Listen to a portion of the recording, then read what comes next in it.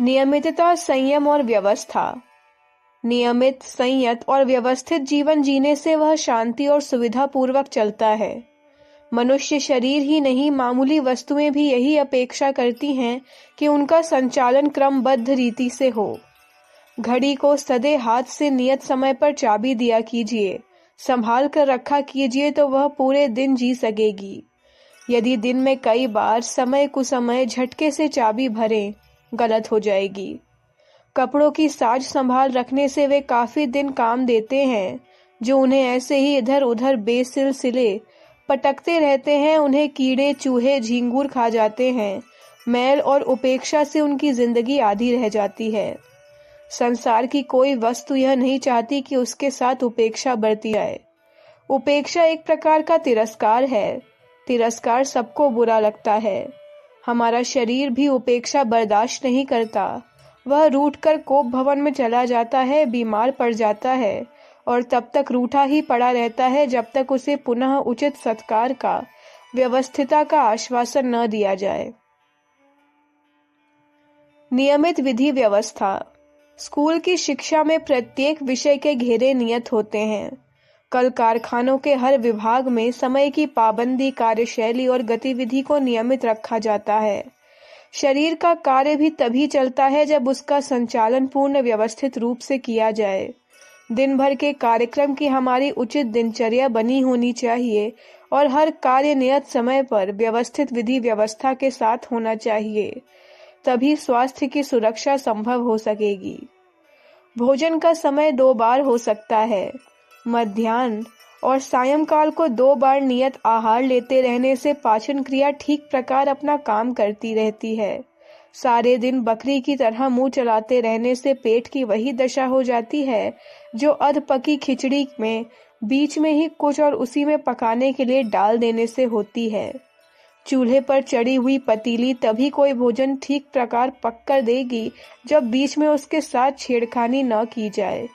थोड़ी थोड़ी देर बाद अनेक प्रकार की अनेक चीजें यदि पकने के लिए डालते रहा जाए तो उस पतीली की कुछ चीजें घुल जाएंगी, कुछ जलने लगेंगी, कुछ कच्ची रह जाएंगी।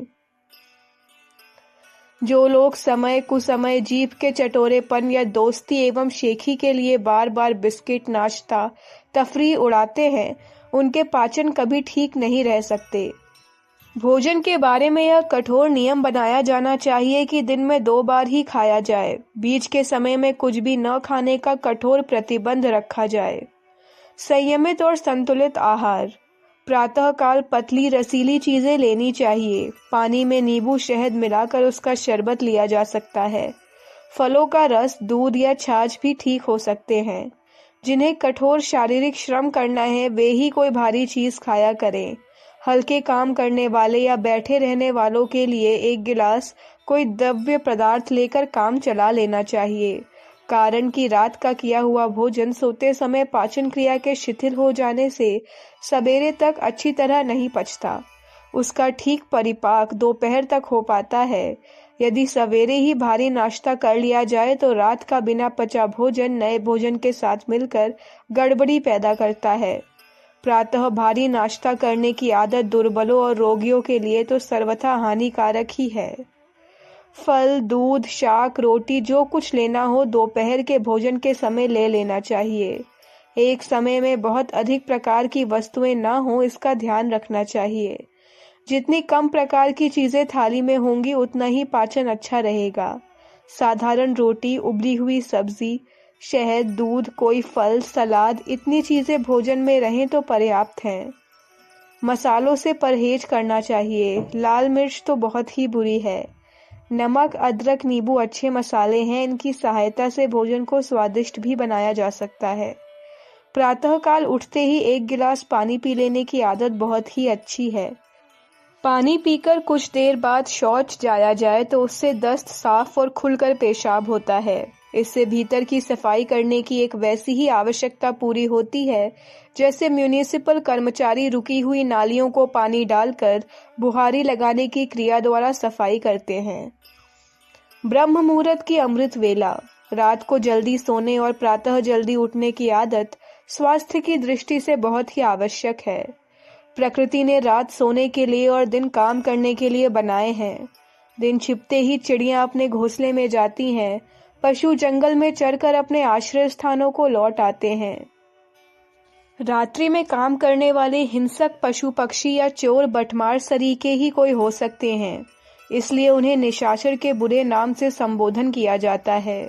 जो लोग देर तक रात को जागते, मटरगश्ती करते, खेल तमाशों में घूमते, हा हा हूँ हूँ करते रहते हैं, वे उतने ही अंश से निशाचर हैं जितने की रात जागने में गंवाते हैं। रेल, पुलिस आदि की जिनकी ड्यूटी ही रात की है, उनकी मजबूरी समझ में आती है, पर जो लोग अकारण रात में जागते रहते हैं और सवेरे दिन निकले तक पड़े सोते रहते हैं, वे स्वास्थ्य संबंधी एक भयंकर भूल करते हैं। शाम का भोजन जल्दी ही कर लेना चाहिए और जितनी जल्दी हो सके सो जाना चाहिए। नींद पूरी करके ब्रह्म मुहूर्त में आंख खुलती है तो शरीर में एक उत्साहवर्धक ताजगी दिखाई पड़ती है। उस समय जो भी काम किया जाएगा बहुत ही अच्छा होगा। विद्यार्थी यदि उस समय पढ़ते हैं तो थोड़ी ही देर की पढ़ाई अन्य समयों में कई घंटे पढ़ने से अधिक फलप्रद होती है। जो लोग भगवान का भजन करना चाहते हैं उनके लिए भी वह समय सर्वोत्तम है। जो स्वास्थ्य सुधार के लिए भ्रमण को जाना चाहते हैं उनके लिए प्रातः ब्रह्म मुहूर्त की वायु अमृतमयी है। सूर्योदय से पूर्व 2 घंटे से लेकर दिन निकलने तक का समय अमृत कहा जाता है। उस समय का अपना प्रिय विषय के लिए उपयोग करके कोई भी बहुत आशाजनक लाभ हो सकता है। यह अमृत समय सोने में नष्ट नहीं किया जाना चाहिए, पर ऐसा संभव उन्हीं के लिए है जो रात को जल्दी से जल्दी सोने की व्यवस्था बनावें। देर से सोकर जल्दी उठने का क्रम बनाया जाएगा तो उससे भी नींद भी पूरी ना हो सकेगी और कच्ची नींद में उठना लाभ के स्थान पर हानिकारक ही होता है। नियत दिनचर्या की आवश्यकता। अपनी सुविधा और स्वास्थ्य के नियमों का ध्यान रखते हुए अपनी एक नियत दिनचर्या बना लेनी चाहिए और फिर दृढ़ता पूर्वक उसी पर चलते रहना चाहिए। समय का विभाजन यदि ठीक प्रकार किया जाए और उस कार्यक्रम का कड़ाई के साथ पालन किया जाता रहे तो आलस्य और प्रमाद में यूं ही बर्बाद होते रहने वाला बहुत सा समय बच सकता है और उस बचे समय का सुव्यवस्थित उपयोग करके मनुष्य स्वास्थ्य को ही नहीं सुधारता वरन उन्नति के अनेकों द्वार खोल लेता है। संसार का एक भी उन्नतिशील व्यक्ति ऐसा नहीं हुआ जिसने अपना दैनिक कार्यक्रम बनाकर समय की बर्बादी को न रोका हो। आलसी और फूहड़ लोग बहुत धीमी गति से इधर उधर चहकते हुए सहज सहज थोड़े से काम में घंटों गुजार देते हैं। कुछ लोग एक काम पूरा होने से पहले नया काम शुरू कर देते हैं और पहले काम को अधूरा ही पड़ा रहने देते हैं। ऐसे लोगों का कोई भी काम पूरा नहीं हो पाता। चाहिए यह कि जो काम समय से किया है उसे ठीक तरह पूरा करके समेट लें, तब दूसरा काम आरंभ करें। 10 अधूरे काम करने की अपेक्षा 2 पूरे काम करना सदा अधिक लाभप्रद सिद्ध होता है। बहुमूल्य एवं अलभ्य संपत्ति। समय ही जीवन है, यही हमारी सर्वोत्तम संपत्ति है। भगवान ने आयुष्य की अमूल्य पूंजी मनुष्य को दी है और कहा है कि वह इस पूंजी का जिस ओर भी सदुपयोग करेगा उधर ही उसे आशाजनक सफलताएं प्राप्त होने लगेंगी। रुपया हाथ में हो तो उसके बदले में बाजार में बिकने वाली हर चीज खरीदी जा सकती है। समय भी एक प्रकार का रुपया है जिसे जिस काम में खर्च किया जाएगा उसी दिशा में प्रगति होने लगेगी। रुपए से दवा भी खरीदी जा सकती है और जहर भी। समय को आलस्य, प्रमाद, व्यसन, लापरवाही, मटरगश्ती और शौक मौज की निस्सार बातों में या कुविचारों एवं दुष्कर्मों में खर्च करना जहर खरीदने की बराबर है। पर जो अपना एक एक मिनट बहुमूल्य समझकर उसे सुव्यवस्थित कार्यक्रम बनाकर खर्च करते हैं वे अपने जीवन का सच्चा लाभ उठा लेते हैं। व्यवस्थित आदतों वाले मनुष्यों का अंतर्मन भी व्यवस्थित हो जाता है और फिर उसके नियंत्रण में चलने वाला शरीर भी नियमित और व्यवस्थित रीति से काम करने लगता है। काम कम हो या ज्यादा, हर व्यक्ति को नियत दिनचर्या के अनुसार ही उसे पूरा करना चाहिए। नौकरी में काम करने के घंटे नियम होते हैं। स्कूल में पढ़ने के घंटे विषयवार विभाजित रहते हैं। बाजार की दुकानें खुलने और बंद होने का समय सरकार ने नियत कर दिया है। व्यवस्थित रीति से नियत समय में बहुत काम हो जाता है और अव्यवस्थित कार्य प्रणाली के समय तो बहुत बर्बाद होता है, पर काम जरा सा दिखाई पड़ता है। समय की अव्यवस्था का सबसे खराब प्रभाव स्वास्थ्य पर पड़ता है। शौच, स्नान, कुल्ला, दातौन, सोना, जागना, खाना पीना, किसी भी बात का जिनका नियम नहीं, उन्हें अनुशासन भंग करने का दंड प्रकृति देगी ही और उन्हें अस्वस्थता की शिकायत बनी ही रहेगी। अनावश्यक अपव्यय रोका जाए। शक्तियों का अनावश्यक अपव्यय न होने पावे, इसका पूरा पूरा ध्यान रखना चाहिए। दिन भर के प्रकाश में काम करने के बाद आंखें रात में अंधेरे का आराम चाहती हैं। जहां तक हो सके रात को बिजली के तेज प्रकाश से बचना चाहिए। सिनेमा की नैतिक बुराइयां तो प्रसिद्ध ही हैं। आंख पर उस तेज रोशनी का बुरा असर पड़ता है। आंखों की बीमारियां बढ़ाने में सिनेमा भी एक प्रमुख कारण है। कपड़े इतने न पहनने चाहिए जो शरीर को सर्दी गर्मी का अनुभव ही न होने दें। ऋतु प्रभाव से शरीर को पूर्णतया बचाए रहने पर सहन शक्ति का गुण नष्ट होने लगता है। ऐसे लोगों को जरा गर्मी लगने पर लू लगने की आशंका बनी रहती है। आहार और सांस की स्वच्छता। मुंह ढककर सोने की आदत रक्त की शुद्धता के मार्ग में बाधा पहुंचाती है।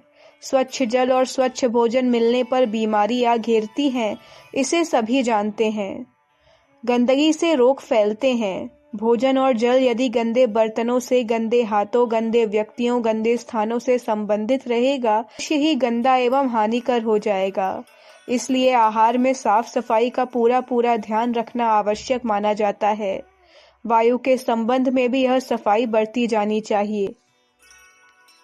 अन्न और जल के बिना कुछ समय मनुष्य जीवित भी रह सकता है, पर वायु के बिना क्षण भर भी जीवित रहना कठिन है। इससे वायु की उपयोगिता स्पष्ट है। उसे ग्रहण करते समय स्वच्छता का ध्यान रखना चाहिए। हमारे रहने और काम करने का स्थान ऐसा न हो जहां स्वच्छ हवा और सीधी धूप नहीं पहुंचती हो। कहते हैं कि जहां स्वच्छ हवा और सीधी धूप नहीं पहुंचती, वहां डॉक्टर पहुंचा करते हैं। सोते समय मुंह ढककर सोने से शरीर का विष लेकर बाहर निकलने वाली हवा का ही पुनः पुनः फेफड़ों में प्रवेश होने लगता है। इस प्रकार वह हर बार हर सांस अधिक विषैली होती जाती है।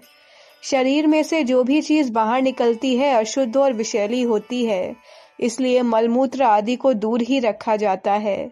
शरीर से बाहर आई हुई सांस भी मलमूत्र की तरह ही विषैली होती है और उसे दोबारा कदापि प्रयोग न करना चाहिए। मुंह ढककर सोने की आदत में यही गलती दोहरानी पड़ती है और उस गलती से शरीर में विषैले तत्व बढ़ने लगते हैं। ब्रह्मचर्य ही जीवन है। ब्रह्मचर्य का आरोग्य रक्षा की दृष्टि से बहुत महत्व है।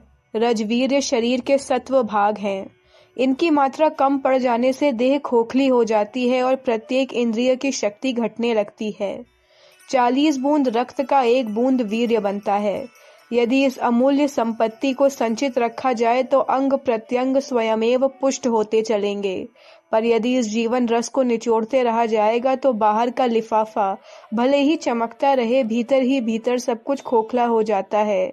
और यह कहने की आवश्यकता नहीं कि खोखली देह पर किसी भी बीमारी का कितनी जल्दी आक्रमण हो सकता है।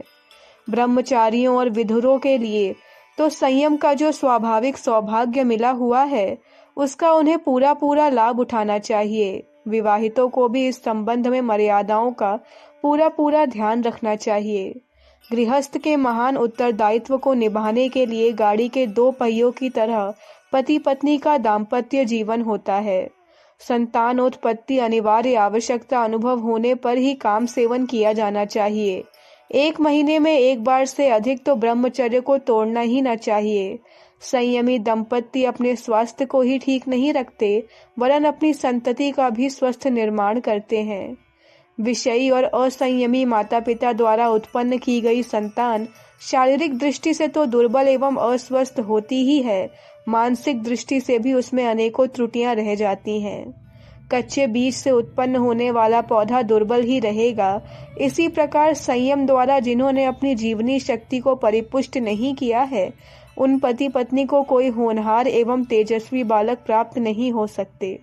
इंद्रियों का अमर्यादित उपयोग करने से योनि रोग एवं मूत्र रोग उत्पन्न होने की संभावना भी सदा बनी ही रहती है। नियत समय, नियत कार्य, नियत मात्रा, नियत कार्यक्रम, नियत व्यवस्था, नियत खर्च, नियत आहार, नियत विहार की व्यवस्था बना लेने वाले व्यक्ति ही अपने जीवन का पूरा लाभ उठा सकते हैं और उनका सर्वांगीण स्वास्थ्य स्थिर रहता है। अखंड ज्योति, मई 1962, पृष्ठ संख्या 41, 42, 43, 44। हमारे YouTube चैनल विचार क्रांति दूत अखंड ज्योति पत्रिका को सब्सक्राइब करें एवं अगली वीडियोस प्राप्त करने के लिए बेल आइकन दबाएं। धन्यवाद।